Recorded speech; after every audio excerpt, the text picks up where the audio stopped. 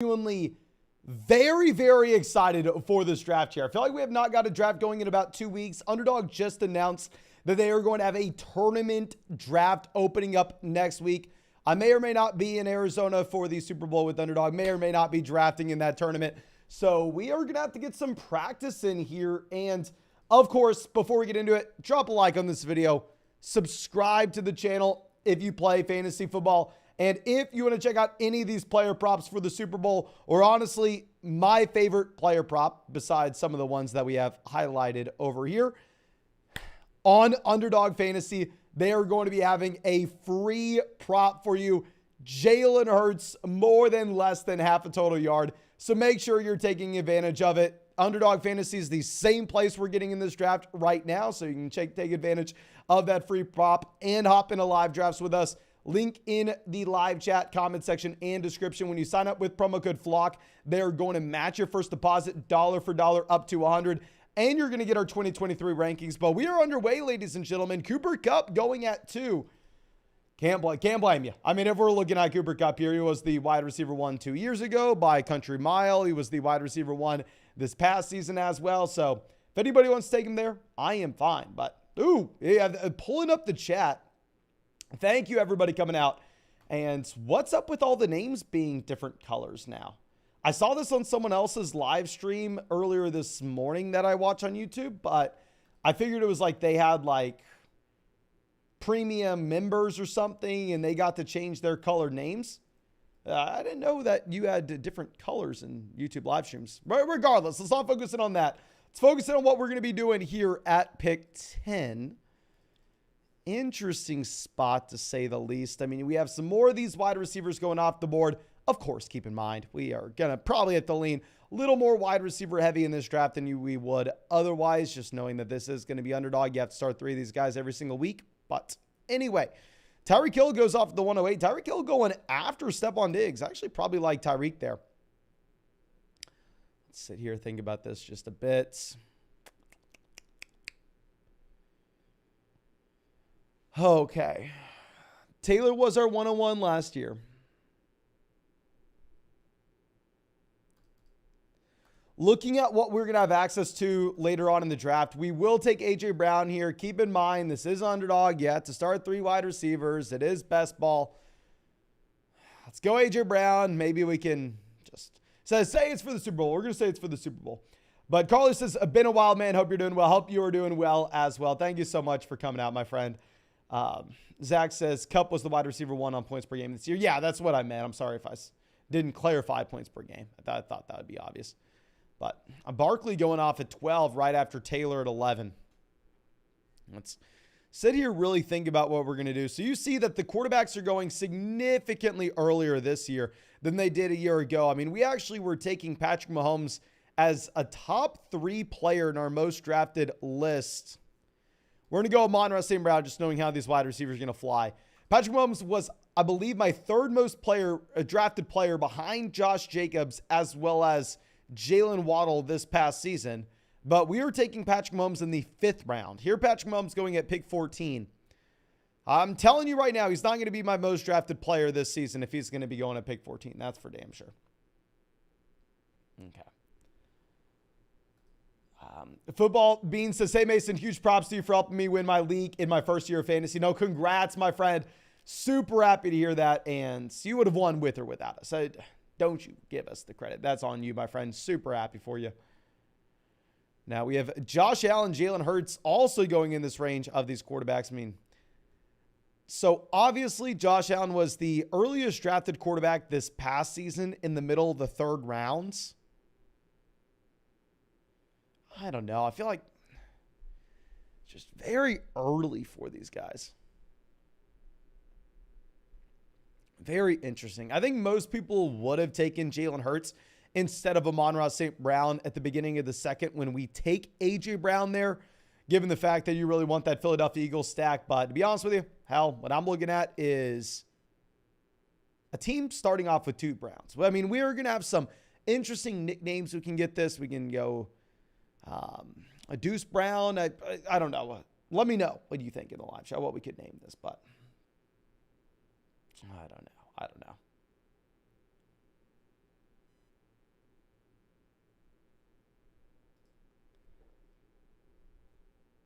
Okay. JB says, who you got in the Super Bowl? Considering the fact that you have a Philadelphia Eagles avatar for your YouTube profile pic, I am going to assume you are going for the Eagles, my friend.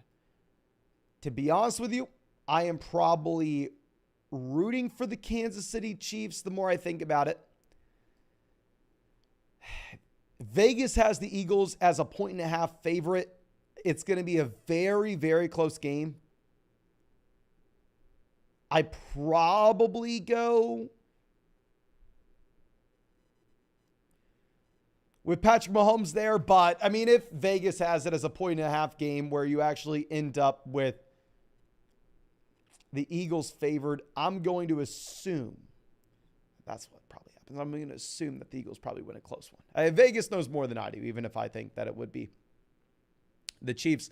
But Ridley going at pick 30. You know I'm a massive Ridley guy, but dear God, that is early. Chubb going pick 32. Let's swing this back around. Okay, I have. Ooh, there are two names that I really want here. Let's see if we get either or.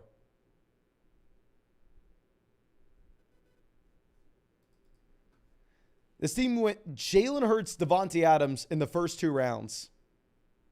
Go DK Metcalf. Metcalf was one of those names that we were looking at. We're going to pivot over. We will go Travis Etienne here at pick 34.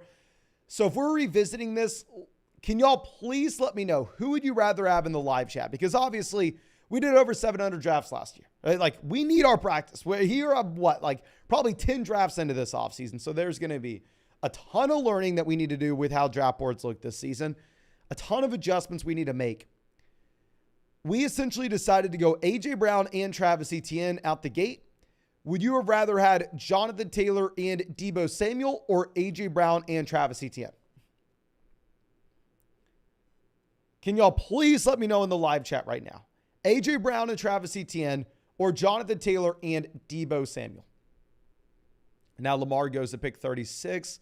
Ramondre pick 37. So let's swing this around. Okay, so it looks like most people would rather have A.J. Brown and Travis Etienne. Okay, so it looks like we made the right call. Hawkinson going 38. I mean, kind of want to root for Hawkinson, but at the same time, seems a little... Okay, what are we doing here, Mason? Come on, get it together.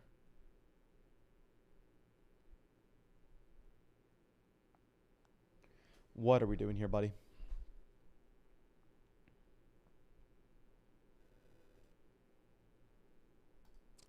I'm going to make a very gross pick. We'll go someone we were not drafting really at all last year at the 1-2 turn. We are just saying, okay, well, why would you ever draft Najee Harris if you can get David Montgomery or Josh Jacobs, essentially the same guy in the 7th round? That was when he was going at the 1-2 turn. What I like about Najee Harris's profile at this point of the offseason is a lot of these veteran running backs that were in that 2017 class that are going into year 3 of their second contracts. You don't know about their job security with their contract, if that makes sense. Najee Harris has the first round draft capital. He is on the rookie deal. The offense should be better with Kenny Pickett under center in year 2. So it's a pick that does not have a ton of upside. It's a pick that is not really exciting in the slightest. Tony Pollard is obviously the much better running back. Like if Pollard was in the same situation as Najee Harris, where he had the first round pedigree, still on the rookie deal, had the guaranteed starting job, then yeah, probably would go Tony Pollard here, but I don't know.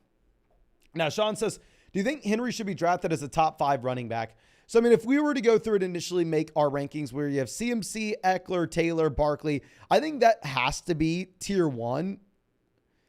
Afterwards, I agree, honestly, with this draft board that there is that significant fall off until we get to the Hall, Henry, Jacobs, Walker, Chubb range. Derrick Henry has the historical production over the past 4 seasons to indicate that he should be that top 5 running back. You just have to be a little bit hesitant with Derrick Henry in that if we're going to be pulling up Derrick Henry's age, Derrick Henry just turned 29. Derrick Henry is 29 years old. Obviously, he is guaranteed his contract next season. I mean, if we're going to be pulling up the contract, there's no reason to. There's no reason the Titans would cut him. I mean, if they really wanted to, they could end up saving $7 million. But no, they're going to pay him the $7 million. They're obviously going to lean on him.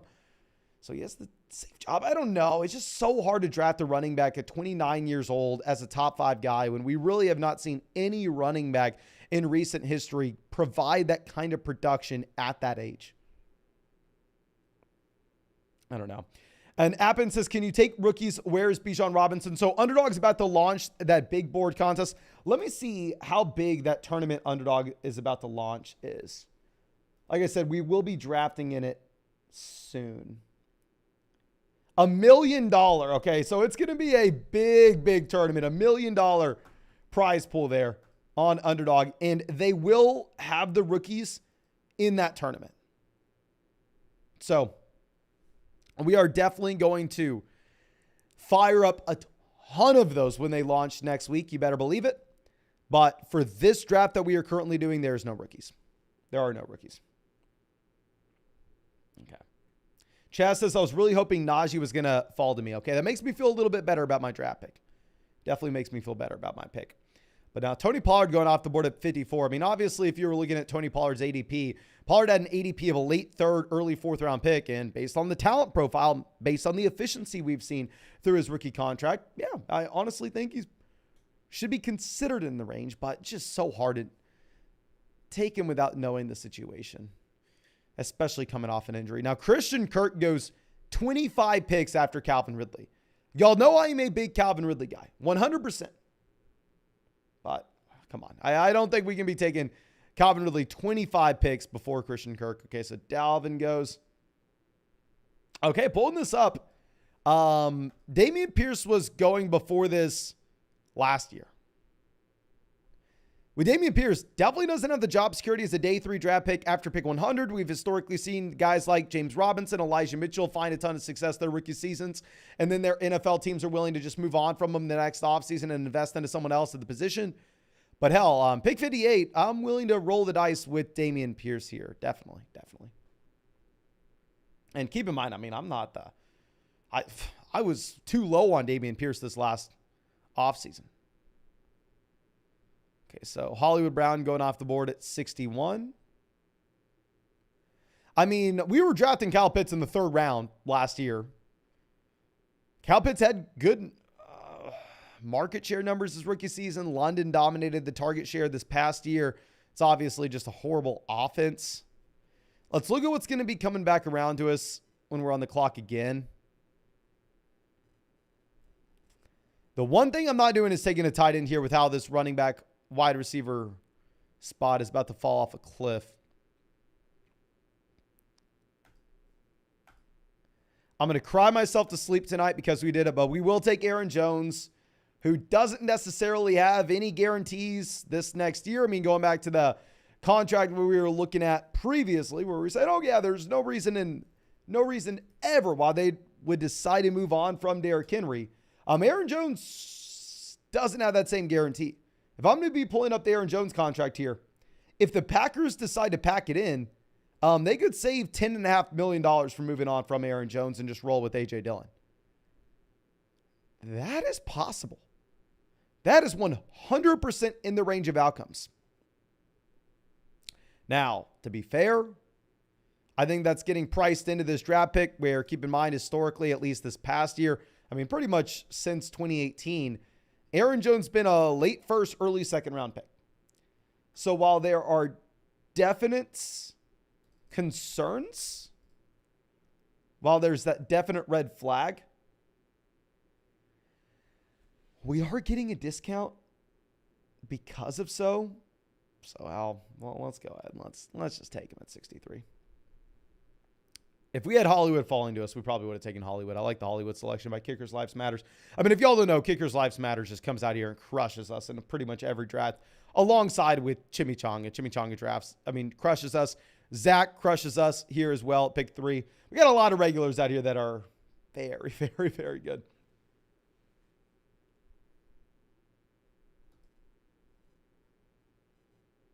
Chaz says, Kamara's going to be risky, but we'll see. Yeah, so Chaz decides to go with Alvin Kamara. Can y'all let me know in the live chat right now, who would you rather have? Would you rather have Aaron Jones or Alvin Kamara? I mean, if we're going to pull up Alvin Kamara, to be honest with you, maybe that should be the direction that we're going in. I mean, obviously, Kamara did not have a great season this past year. With Alvin Kamara, you possibly have suspension concerns as well. But the thing is with Kamara compared to Aaron Jones is there's a 0% chance they move on from Alvin Kamara this next season.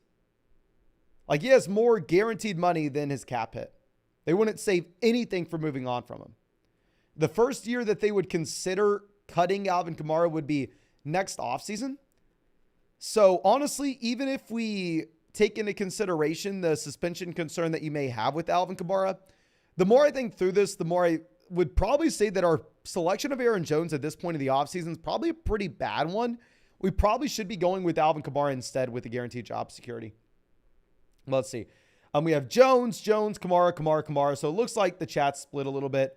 The more that I think about it, the more that I think we are probably wrong to take Aaron Jones there. But real quick, if you have not hit that like button yet, please go down there, drop a like on the live stream. It does help us out a ton. I truly do appreciate it. Now let's move this over. Okay, so there are a few names that I actually really like and I feel like are severely undervalued. Chaz goes Gabe Davis. To be honest with you, I think Gabe Davis in the 7th round is phenomenal. We were calling him one of the most overdrafted players when he was going in the 3rd and 4th round on Underdog last year.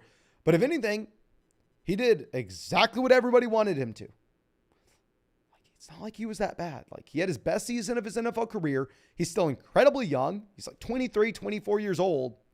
And now you're getting him in a reasonable price range. Like, I'm actually fine paying this price for Gabe Davis here if someone wanted to. Okay. So if we were to take another running back, we're literally just done drafting RBs. Looking at the board in the running backs that we have available to us here, we are going to take who we deemed to be the most overdrafted player in fantasy football last year. We called it. We got a lot of hate for it, but hell, we were right with it. Probably the most overrated fantasy football player over the past 3 seasons. We'll take him because he's the last wide receiver in this tier. There are a lot of other running backs that'll be coming on the way back around to us. Possibly he stays healthy. Possibly the new coaching staff comes in with Sean Payton and he's able to fix this Denver Broncos offense. So we'll take Sutton. I don't know what to think of it, but like, if we want a running back, we'll have a lot of them on the way back around, where wide receivers are just literally be nobody. And this is why we had to go through and we had to take A.J. Brown over JT, why we had to take Amon-Ra St. Brown here over the elite level quarterbacks as well. Steve says Sutton is bad. Beat writers hate him. I don't give a damn what beat writers say. I mean, I agree with you. Sutton is bad. We've been saying for a very long time that when he was going in the 3rd round last year, when he was everybody's favorite player in the world. Yeah, I agree with you. It was horrible. We said it in every single video and people hated on us for it. I mean, people hated my guts for it, but different price point, different situation. Are we going to go Rachaad White? Just scrolling through, looking at the values that we're going to get elsewhere. I feel like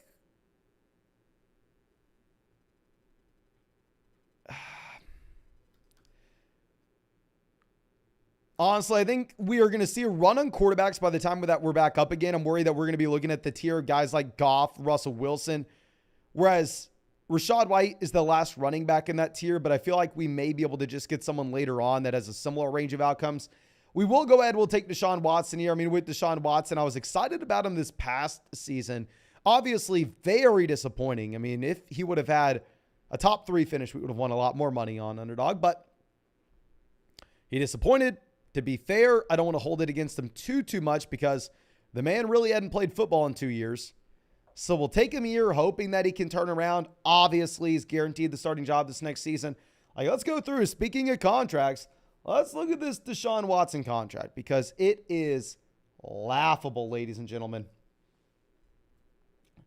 The contract itself is bad, but what is worse is obviously the fact that they went out there and they had to pay 3 first-round picks to then have the right to pay Deshaun Watson $230 million guaranteed.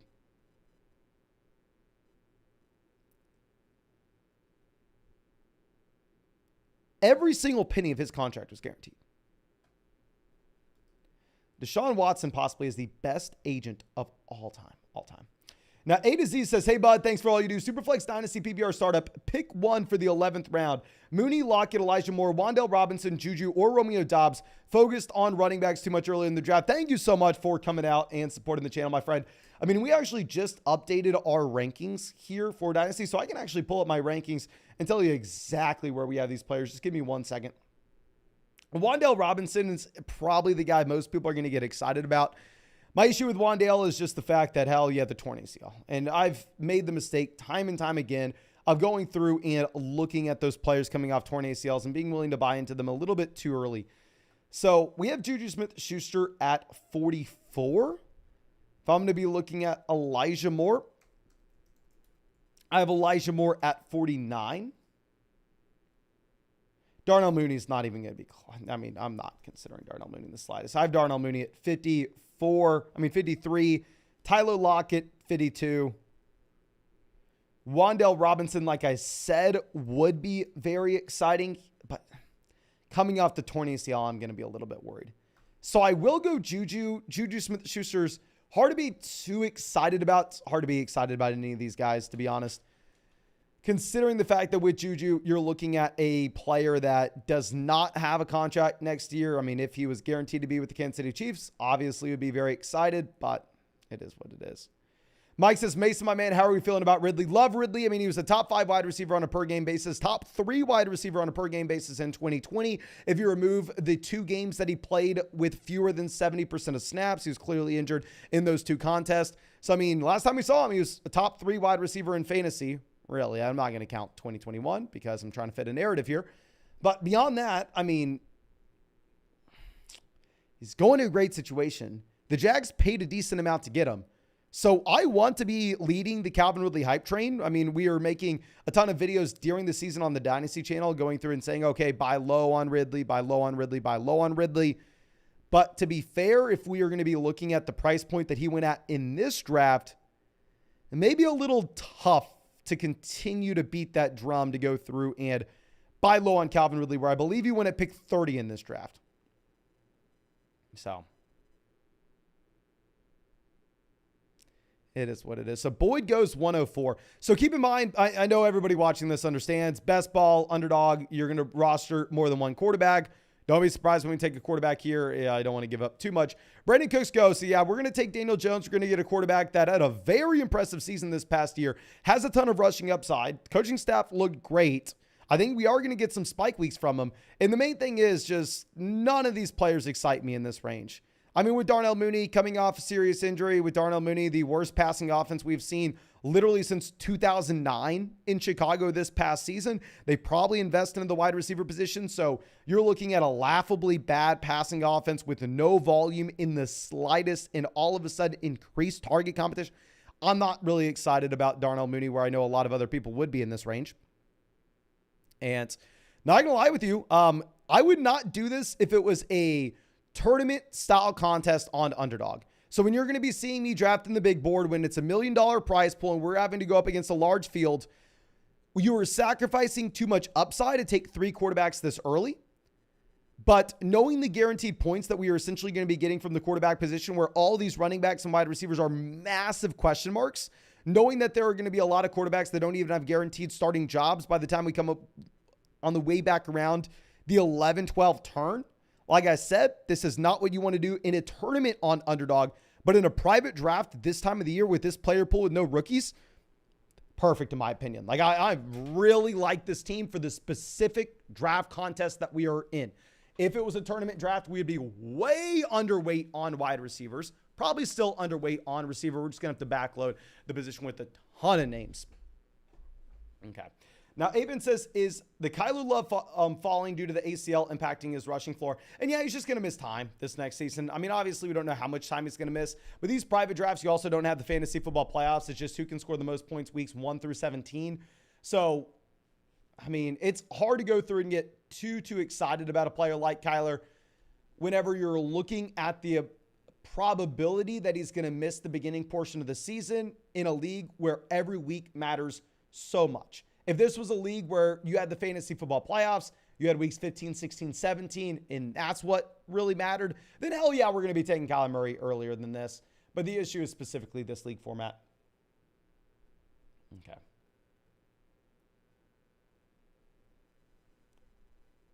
Yeah, but yeah, going back and looking at Calvin Ridley here. I don't want to say Calvin Ridley's like a really bad pick here by any means. Like I said, I'm a massive Calvin Ridley fan. It's just if you're asking what I think about this value in particular, I don't want to say it's like drafting him at his ceiling, but how many, like, if Calvin Ridley is a more valuable asset this season than DK Metcalf, than Deebo Samuel, that would surprise me, to be honest. And I consider myself, like, I thought I was going to be banging the drum for Calvin Ridley. So maybe I'm just mistaken where the market's going to end up on him, but I don't know. Zach says, Bingle, you have the Zach build. I like it. Okay, so let's go through. Let's check Bengals team here. And Zach goes Chase, Olave, Burrow, Godwin, Pittman, Akers, Bateman, Njoku, Lance, Dulcich. I would say from a tournament perspective, this is how you should build your team. I mean, going through and saying, okay, well, we're going to be able to make a bet on some running backs that have a very high weekly ceilings later on in the draft. We're going to get our guaranteed points of the wide receiver. From a tournament perspective, I love the build of this team. I mean, you have an incredibly low floor, but a very high ceiling if somehow you're able to hit on those running backs. And then where is Bingle as well? Bingle right next to him. So Bingle goes Andrews at the beginning of the third. Honestly, we drafted too much Andrews this past season. Like, I feel like kind of got lucky where we were drafting Andrews a lot at the 2-3 turn. And that it clearly was a bad pick, but I feel like we got bailed out because the players we were avoiding in that range, someone like a Michael Pittman was even a worse pick. So we just got a little lucky there. Okay.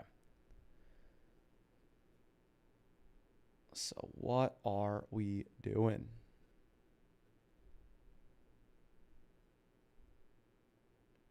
Oh, this is just hideous. McKinnon goes. Looking at the tier drops, we're going to take Alexander Mattison as our 5th running back. Then we're going to be done at the RB position. So we're done drafting quarterbacks as well. So we're essentially just going to be looking at these 3 spots. And actually, we're probably done drafting running back as well. We probably just need to hammer away at wide receiver and tight end here through the rest of this draft.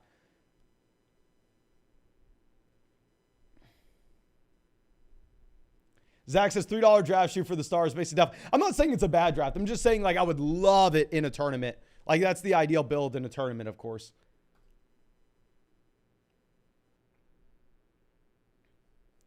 Dobbs 132. Kmet 133. So Lazard probably not going to be in Green Bay this next year. Gallup, I like the talent, but he was just so damn bad this past season. Let me look up just to confirm that he is going to end up with the role in this offense. Just double check the contract before we end up taking him. Anybody that we draft here, we just have to make sure that we're going to get like 1 to 2 spike weeks out of. Yeah, so, I mean, Michael Gallup's guaranteed to roll. He has $19 million on the dead cap this year. So we're going to go ahead. We're going to take Gallup 135. I mean, very bad season this past year. It's hard to act like we're extremely optimistic, extremely excited, but the fact of the matter is we are in the desert. The wide receiver position is our water, and we're dying for it. Okay. So even if it's a little dirty puddle of water with a bunch of sand throughout it, we're going to have to go in that direction. We're going to have to take it. Okay. Mike says, Christian Watson's going to go too high, in my opinion. How do you feel about his sophomore season, Mason? I really like Christian Watson as a player. Actually, one of my most drafted wide receivers this past year on Underdog. I mean, I haven't had a decent shot to soak in his ADP. So going to pick 48, I mean, I feel like we kind of got a little lucky with how often we were drafting Christian Watson this last offseason, in that it seemed like Christian Watson's rookie year was very reminiscent of Chase Claypool's, and that you didn't have a lot of volume. You had a couple massive spike weeks fueled primarily by touchdowns. But I don't know. It's tough because he goes right before London, where I would say London's 100% the better wide receiver. I'm sure you would say the same thing. But at the same time, I'm sure you at the same time would agree that we really don't want any wide receiver that's a part of that Atlanta Falcons offense.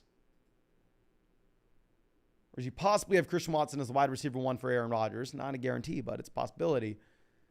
So it's definitely an interesting spot, to say the least. Alec Pierce goes 143. I don't mind the Alec Pierce selection at all. Was drafted in the second round this past year. Don't necessarily think that he's a great real-life play. I'm sorry, don't necessarily think he's a great fantasy asset. I think he's going to be a better real-life player just because he's going to be that field-stretching option that creates space underneath for the other guys. Zach says he did not mean to take Jaylen Warren. Well, I'm assuming you would have taken Singletary instead. Maybe mix it up, go a little Samaje Perine. Get some Perine action going.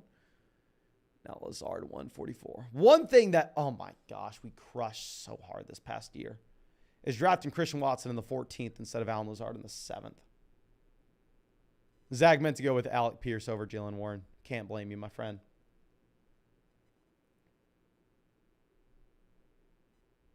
Chaz says, looking at the running backs right now, scary. Yeah, I mean, that's why we took Alexander Mattison at 130. It felt like it was that tier drop off, where wide receiver is obviously very scary as well, but I feel like Alexander Mattison wasn't that gross, where every wide receiver was going to be gross regardless. So I was like, oh, okay, let's take a running back that's going to be not the grossest thing in the world. And then we're going to have to eat some crap somewhere. We'll do it at the wide receiver position. We're really heavily relying on A.J. Brown and Amon-Ra St. Brown to stay healthy here. Okay, so I actually just looked at a mock draft that had Jordan Addison going to the Minnesota Vikings at pick 22, which is pretty damn funny, but Adam Thielen goes off the board here. Just trying to pull up that Adam Thielen contract. Yeah, so they could save $6 million for moving on from Thielen this year. Thielen's 33. I don't know if they're going to do that. They're definitely moving on from him in 2024. They could save $14 million then, and it'll be 34. Claypool, 137. It was a horrible, and I repeat, horrible trade for the Chicago Bears to go and trade pick like 32 for Chase Claypool. Laughably bad, obviously. The Chicago Bears are a horrible franchise. Very, very poorly run. But to get Chase Claypool pick 151 this late as like a wide receiver 7, even if there's no passing volume, I'm completely fine with that just because you know he's going to have a role because of how much they invested into him. Okay. So now at this point, I think we're going to go off the board here a bit. We're going to go Tyquan Thornton, a second-round draft pick by the New England Patriots this past year. I mean, obviously injured to start the season, very similar to what we were talking about with Alec Pierce previously, and that this is a wide receiver that will be more valuable from a real-life perspective as a field-stretching option. He was the fastest wide receiver in the NFL draft this past year, according to 40-yard dash times. Doesn't help you in fantasy. Maybe helps you get on the fields. At this point, we're only looking for wide receivers that can get on the field, and I mean, is it going to be too surprising if Tyquan Thornton's the wide receiver 1 in New England next year? Probably not. Okay. So Higbee goes. Do we take Odell? We'll go with someone who has a guaranteed contract. Go with someone. God, we crushed last season. We'll go with someone we weren't drafting last season. Very similar to Courtland Sutton, one of the most overdrafted players you're going to find in fantasy. We'll go A-Rob. It's gross. He's washed.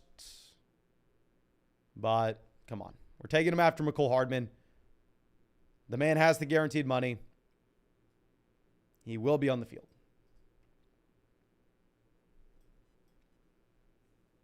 Just kind of had to go for it. But real quick, come on. If you have not done so already, please go down there. Drop a like on this live stream. Help us get to 100 likes on the stream. Would be awesome. I'm going to try to get drafts going every single day this week. At least I'm flying out to Arizona, I believe, on Wednesday. So I'll get a draft going today, tomorrow, and Wednesday as well.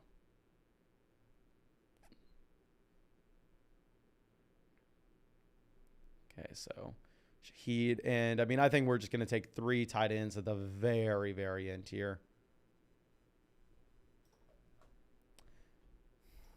A to Z says he likes the Odell pick.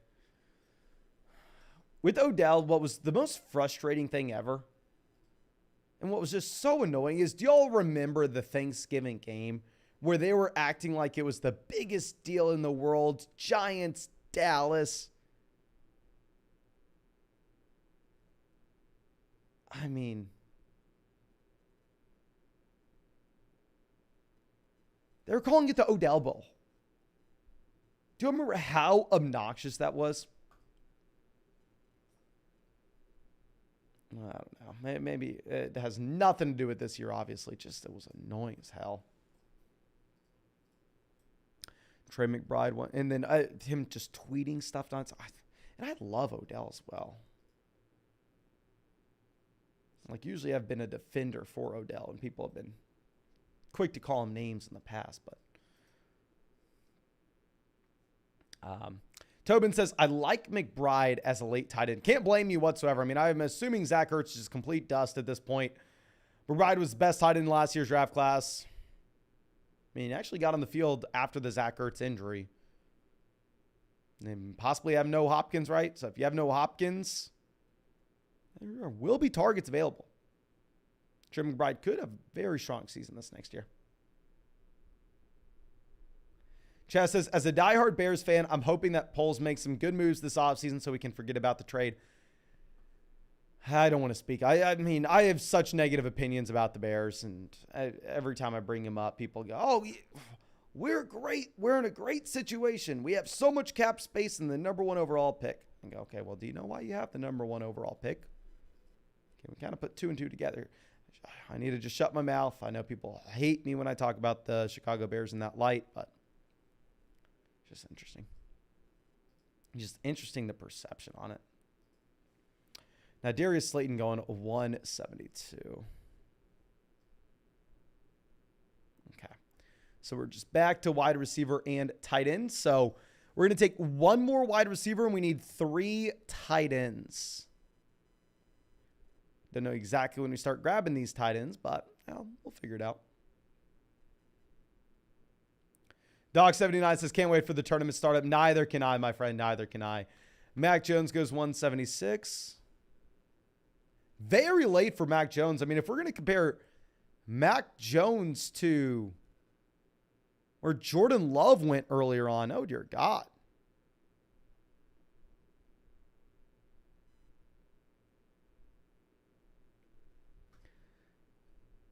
I wonder if he goes quarterback. Obviously, yeah, going quarterback helps us a ton.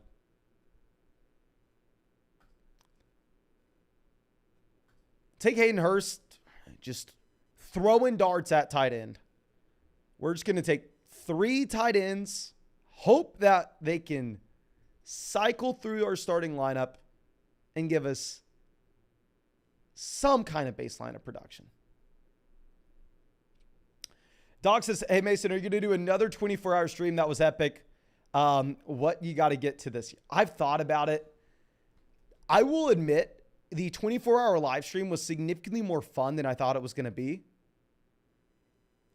And I would love to have a goal, say, if we hit 200,000 subscribers before the season, we'll do a 24-hour live stream. The issue is, if y'all remember, my voice completely changed. I maybe had 100 total DMs and emails from like people that claimed that they were voice doctors, people that claimed they sang in the opera, blah, blah, blah, blah, blah. So many people that were being very kind and looking out for me, telling me that I had to stop making videos and that I couldn't talk for a week or my voice was going to permanently be damaged. And I think it all stemmed from that 24-hour live stream, because right after, I mean, we were uploading 2 videos a day and live streaming for like 4 hours every single day without taking a single day off for months, then do a 24-hour live stream and go right back to uploading multiple videos a day and live streaming for 4 to 5 hours a day. So I want to do it. It's just, can my voice handle it? And is it a smart thing for me to do? So with that being said, probably 200,000, but no guarantees, no guarantees. Thor says, hey, Mason, love your videos. Dynasty and redraft. Could you do another video like you did last year, going through Rotoviz, analyzing draft strategies for redraft? Yeah, definitely. I mean, we will do that. Actually, that's probably going to be a good video for me to do once Underdog launches their new tournament. Yeah, so maybe after I get back from the Super Bowl, that can be something we do.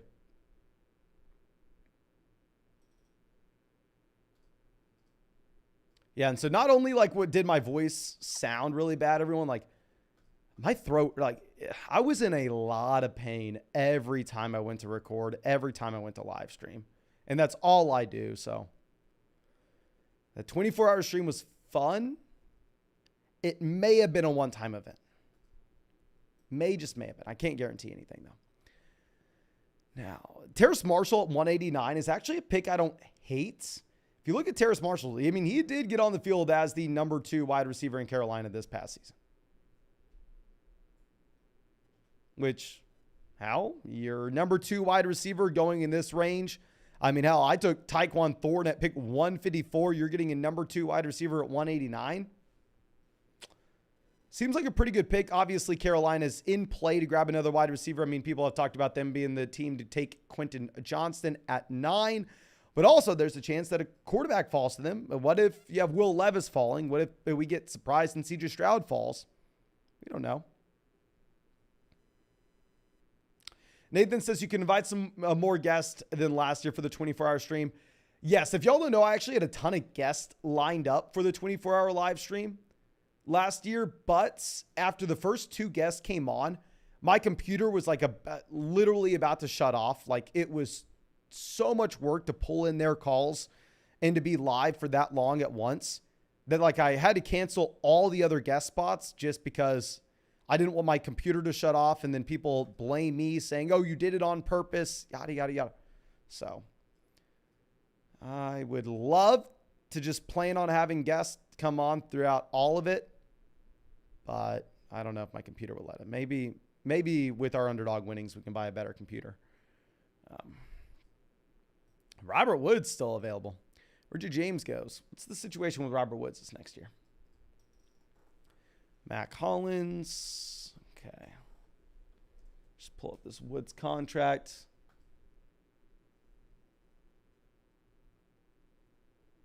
I'm assuming he's cut.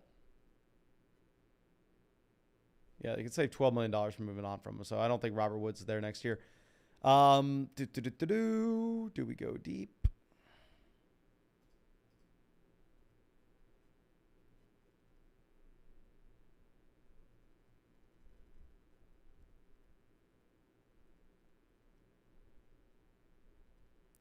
We'll make a stupid pick just because I like the guy. We'll go Irv Smith Jr. even if he's playing behind Hawkinson, even if it's a nasty spot. Throw our hands up in the air and say, oh, I kind of like the prospect. He had a drop in the playoff, so maybe that's bullish. Obviously not. Okay. Mike says, how many subs until we get a hot tub stream? I think we're at 153,000, so 154,000 we'll do the hot tub stream. And we need to hit 154,000 probably by 2025, and we'll do the hot tub stream. Now, Heineke going at 204. Hamler goes, where are we? Speaking of just taking guys we like, we had Deshaun Watson here. David Bell's most likely nothing. We thought David Bell was going to be this year's Amon-Ra St. Brown. Oh, we were so clearly wrong. No harm, no foul, though, until we start taking him in the 18th round and make the same mistake that we did a year ago. But we'll take David Bell. Let me show off this nasty draft board. Of course, if you enjoyed it, please go down there, drop a like on the live stream. We just hit 100 likes, so thank y'all so much. And we will be live streaming drafts tomorrow on Underdog. We'll be live streaming drafts the next day. If you want to get in our next draft, if you want to check out any of these player props, if you want the free Jalen Hurts player prop for the Super Bowl, make sure you go sign up for Underdog, promo code FLOCK, link in the comment section, link in the live chat. But thank you again. I appreciate y'all. And blowing CBD clouds says Irv Smith Jr. is a free agent, won't be on the Vikings. That is true. He was drafted in 2019. So, hell, maybe we like the player and he finds better situations. So thanks for pointing that out. Thanks for backing up the pick. Thank you again. I appreciate y'all. Really hope you have a great night. Hope you get to see you with the live stream tomorrow.